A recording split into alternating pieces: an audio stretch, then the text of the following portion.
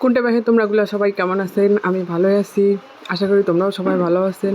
এই যে চলে আসলাম না রান্না করবার, ভাবলাম তোমারগুলোর সাথে এখন শেয়ার করো। দেখুন কাই কাই এই রান্নাটা খাইছেন।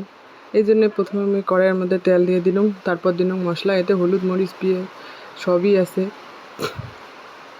এবার মশলাগুলোকে এখন ভালো করে নাড়ি নিয়ে এখন ভাজা ভাজা হয়ে আসলে সিদ্ধ হওয়ার জন্য পানি দেব। পানি দেওয়ার পর এর মধ্যে আমি লবণ আগে থেকেই দিয়ে থুসুম, তারপর দেম গরম মশলা হলুদ দিয়ে মশলাটা ভালো করে কষে নিই।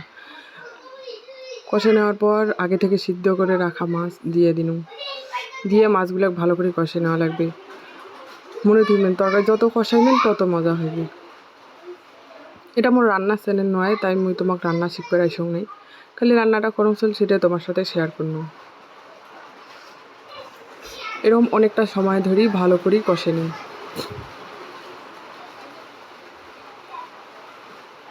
কষাইতে কষাইতে মাছগুলো যখন ভাঙি যাবে তখন সিদ্ধ হওয়ার জন্য পানি দেব।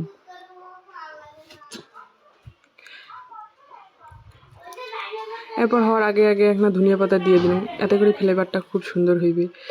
এরপর দেখো হয়ে গেলে কি সুন্দর একটা কালার, খালি গরম ভাতের সাথে খাইবেন সেই স্বাদ লাগবে কিন্তু।